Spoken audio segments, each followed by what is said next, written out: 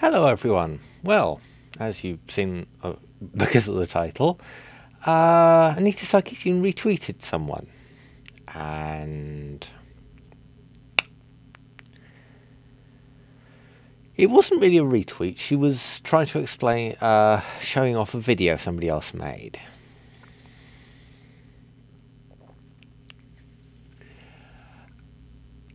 Five tips for being an ally. What the hell does an ally mean? I'm sorry, what the hell? But it gets better. Hey friends! So I'm trying something different with my setup, and I don't know if it's working, but you will deal.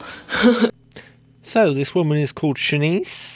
Well, her YouTube channel is called Shanice, or perhaps I'm misreading it, but whatever.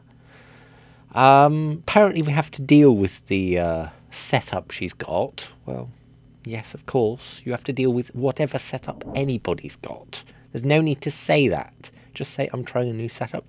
Tell me if you like it in the comments. Something like that. But it gets more weird.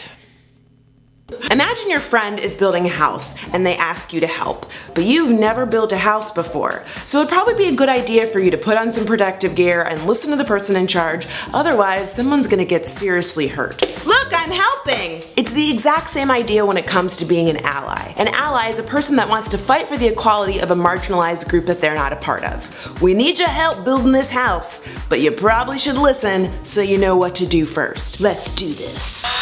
So here are my 5 tips for being a good ally. Okay, props. Why? Your analogy was very good, I've got to admit, but slightly wrong. You only ask people to help you do something that have knowledge of doing that particular thing. You wouldn't ask my help if you wanted to do heart surgery, but you would ask my help if you wanted to start a gaming channel, set up a computer, do a bit of gaming, things like that. It doesn't really work with what you're saying. Understand your privilege. Now, a lot of people get hung up on the word privilege, so let me break it down for you nice and easy. Privilege does not mean that you are rich, that you've had an easy life, that everything's been handed to you and you've never had to struggle or work hard. All it means is that there are some things in life that you will not experience or ever have to think about just because of who you are. It's kind of like those horses that have those blinders on. They can see just fine. There's just a whole bunch of stuff on the side that they don't even know exists. So for example, there are currently 29 states where you can legally be fired for being gay, and there are 34 states where you can legally be fired for being trans. Now, as a straight cis woman, those are things that I don't have to ever think about if I don't want to. I'm not going to be fired because I'm straight, and I'm not going to be fired because I am cis. So it makes sense that before I can fight for the rights of others, I have to understand what rights I have and others don't. That's privilege. Really? You just said that? There's a big problem with what you are saying. One, you're a black female. Okay, that's fine. But there is one big point that you might have missed. You try and go down into the south parts of America, the deep south, and you try and get a job. I don't think you're going to be able to do it. So that is discrimination. It's okay. You're not going to be discriminated because you're gay or you're trans. But there is no one on earth who is never discriminated. That is a fucking lie if you think it is. Because you think about it, you can be discriminated for a job. You can be discriminated because for sensible reasons. Now, being discriminated for being the black woman as she is, okay, that might not be legal, but it happens. That doesn't mean that you cannot be discriminated. Oh, and the other thing about this that annoys the hell out of me is that if you are fighting for a cause, you must be passionate about the cause to begin with. You must have known something about the cause. Listen and do your homework. It sounds like a no-brainer, but it's not possible for you to learn if you aren't willing to listen. So you gotta know when to zippa the lippa. I don't know. You get what I mean. So, you're trying to say that you should know about the subject you're fighting for. Well, yes, that's a good point. But most of the time, if you are fighting for a subject, you are passionate about that subject. You know about that subject. You either live somewhere, say you're trying to save a baseball field. You live near that baseball field. You've lived near that baseball field for all your life. Or you're trying to help a person. You know that person. Or you are trying to help a community. You are part of that community. It doesn't mean that you don't know anything. Oh, and what the fuck are you talking about when you say zipper your lipper? Speak English. Speak English. For God's sakes, if you're trying to get points over, stop being funny. Stop trying to be entertaining. You're trying to get a point over. Don't do it dry, but just don't be stupid. But that's the thing that's so cool about social media. There are so many people sharing their stories all around the world and connecting with people that they normally would never get a chance to without the power of the internet. So do your homework. Start reading blogs, tweets, news articles, and stories so that you can get caught up on the issues that are important to the communities that you want to support. Okay, she makes a good point here, but she slightly screws it up. Okay. Read news articles. That's correct. That is the thing you should do if you're trying to help anything. If you're trying to read up on that subject, that is brilliant advice. Read up on social media? Hell no. I would not recommend that at all if you're trying to be an ally, because social media can easily be influenced by parties who do not want whatever you're trying to save to happen. It can be influenced because you say something to your friend and that gets leaked on social media. Well, you're sort of... Social media is never a good way of understanding a subject. I never think it is. News media, as in an article or a blog article, I would not trust a blog article, but I would trust an article or something factual that you can put your finger on and say, this is a fact. This was done by a professional. I would never, ever tell anybody to go off the rumour mill. That's what she is saying.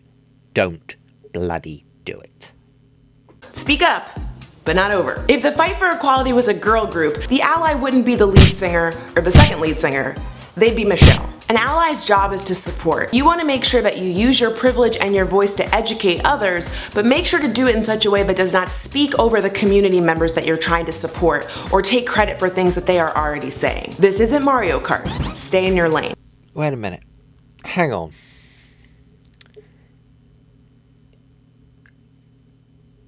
Why would anybody try, if you're trying to be an ally, whatever the hell that means? That is the stupidest fucking term I've ever heard in my life. Why would trying to be an ally mean you're talking over people who are in or basically know more than you? That's stupid. It happens. Yes, I know it happens. But you don't need to fucking say it. It's know your boundaries. Know your boundaries of your knowledge. That's all you need to say, not this convoluted bullshit you just said. Realize that you're gonna make mistakes and apologize when you do. Nobody's perfect. Unlearning problematic things takes time and work, so you are bound to mess up and trip and fall. But don't worry, you can brush yourself off and get right back up. And back up! Just remember that it's not about your intent, it's about your impact. So when you get called out, make sure to listen, apologize, commit to changing your behavior, and move forward. I really don't know why she said that. She is running out of ideas. Because if you've made a mistake, well, then you apologise for it. In everyday life. If you've been shown to have made a mistake, that's fine. That's great. Admit the mistake, yeah. But why the fuck should you need to be told? Who the fuck? Oh, this woman is driving me nuts. Last but certainly not least, actually the most important thing on this list, is remember that ally is a verb. Saying you're an ally is not enough. You gotta do the work. 1 through 4. 1 through 4. I'm sorry. Let's just watch that again. 1 through 4. 1 through 4. One more time in slow motion. 1 through 4. 1 through 4. I am sorry, I have never heard such a stupid closing statement for anything in my life.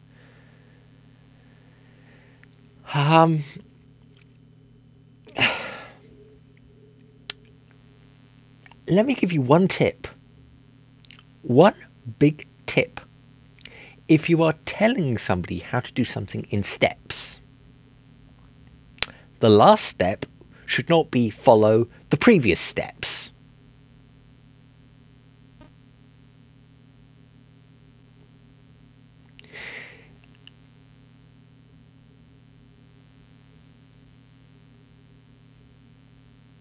I swear, during this video, I swear, parts of my brain have just been dying of stupidity.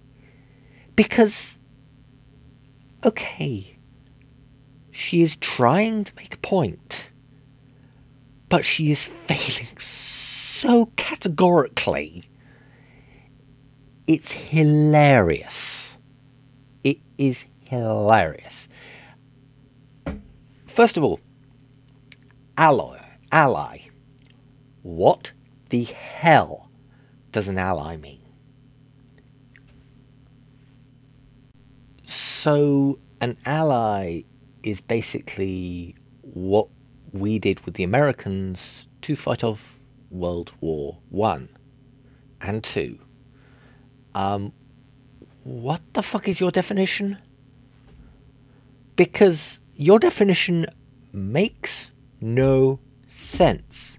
According to you, an ally is someone who is not part of a community but wishes to stand with them.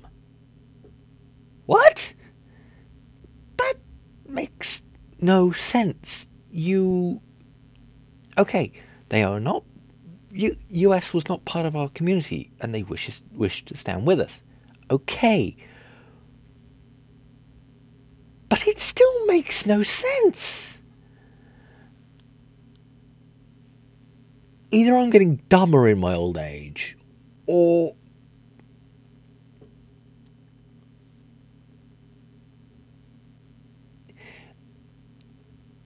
if you are trying to say you are trying to help a community, you are a supporter of that community. You support their goals. You support their ideas. You're not part, but you support them. 5 ideas to be a supporter. No, scratch that. 4 ideas to be a supporter. Because the 5th one is follow ideas 1 through 4. Oh, God. Can I give you some tips? 1, turn off the fucking music. Why do you have music in the background? Oh, Jesus. I know where you were trying to go with this. And I know why Anissa Sarkeesian said this and put this in a tweet. But by God, you have done it ass backwards. My next vid is 4 reasons and 4 ways to be a good supporter of a goal. Do not follow these, follow mine.